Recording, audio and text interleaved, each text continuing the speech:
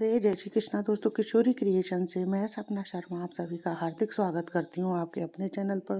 दोस्तों, आज के वीडियो में आपके लिए मार्गशीर्ष मास महात्म्य के 8वें दिन की कथा के रूप में अध्याय 7 का पाठ लेकर के आई हूँ।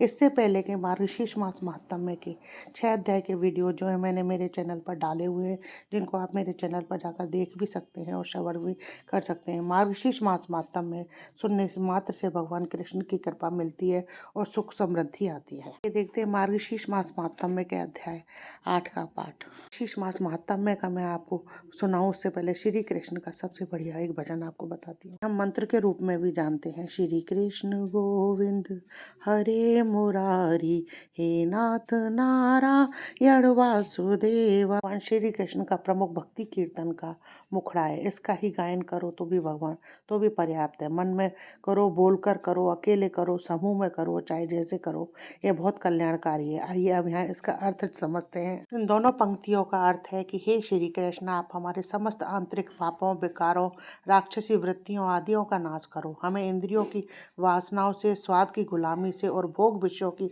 आसक्ति से मुक्त करो। आप हमें नर से नारायण बनने की राह पर चलाओ। हम पर ऐसी कृपा करो कि हम परमात्माओं की अनुभूति कराने वाली साधना कर सकें। हे गोविंद, आप सारे भूदेवों के स्वामी हैं। हमारे हृदय में देवीय गुणों का स्मरण करो। हमें ज्ञान का दिव्य प्रकाश दो। हमारी जीवात्मा को दिव्य प्रकाश से आलोकित करो। हे नाथ, हम आपकी शरण में हैं। 24 अक्षर वाला मंत्र भी कहते हैं। इसकी धुन या लय को स्वयं के अंदर सुनते रहने का अभ्यास कर लेने से यथाशीघ्र कल्याण होता है। मार्गशीर्ष मास महात्म्य का 8वां अध्याय देखते हैं, जिसमें पुष्प अर्पण की महिमा और पुष्प अर्पण के फल के वृत्तांत के बारे में जानेंगे। पहले 8वें दिन की कथा के रूप में हमने 6ठे अध्याय में देखा, ब्रह्मा ने श्री हरि विष्णु से पूछा, प्रभु घंटा बजाने का और चंदन लगाने का क्या फल है, इसका वृत्तांत मुझे बताइए। तब श्री हरि विष्णु ने बताया कि जो पूजा के समय घंटा बजाते हैं, हर वर्षों करोड़ों तक मेरे लोक में रहते हैं। के साथ यदि शंख की, मृदंग की और प्रणव की ध्वनि, मानो कि उस पूजा में मैं स्वयं विद्यमान हूँ। और सुदर्शन चक्र अंकित धारी सारे पाप, घंटी बजाने से जो है मनुष्य के सारे पाप नष्ट हो जाते हैं। श्री हरि कहते हैं कि गरुड़ पर आरूढ़ और श्री के साथ कमलधारी मेरी मूर्ति की पूजा करता है, वह मेरे लोक में आ जाता है।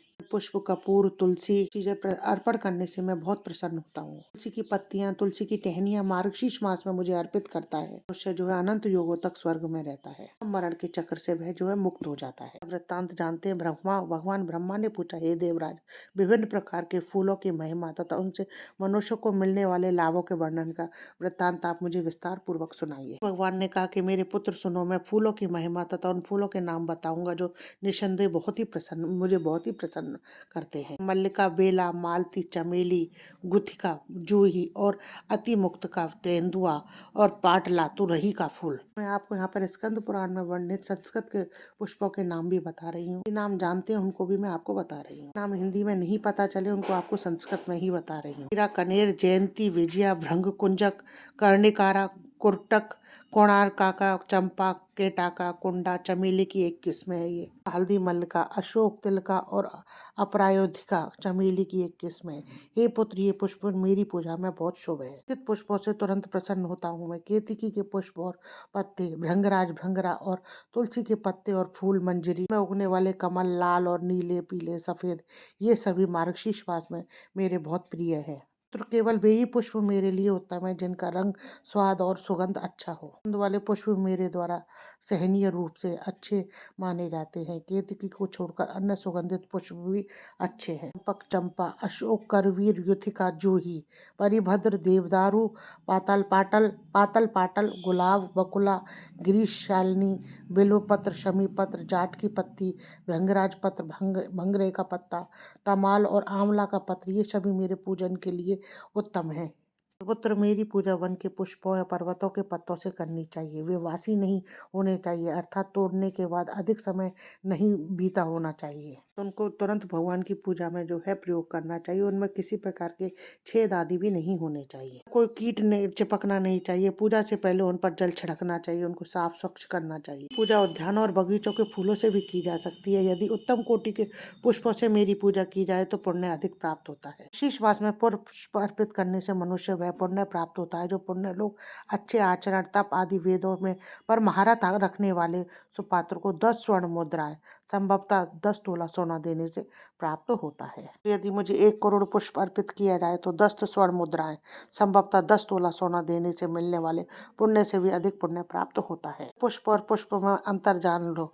खदीर बबूल का कत्था हजारों द्रोण पुष्पों से श्रेष्ठ है। पुष्प 1000 खदीर पुष्पों से श्रेष्ठ है। बिल्व पुष्प हजारों शमी पुष्पों से श्रेष्ठ है। फूल हजारों बिल्व फूलों से बेहतर है। नाद्यावर्त हजारों फूलों से बेहतर है। करवीरा कनेर हजारों नार्देवत फूलों से बेहतर है। फूल यानी श्वेत कनेर हजारों करवीरा कनेर फूलों से बेहतर है। पलाश ढाक के फूल हजारों श्वेत फूलों से हजार श्वेत कनेरों से बेहतर है। फूल हजारों पलाश फूलों से बेहतर है। बनमाल जंगली चमेली हजारों कुश फूलों से बेहतर है।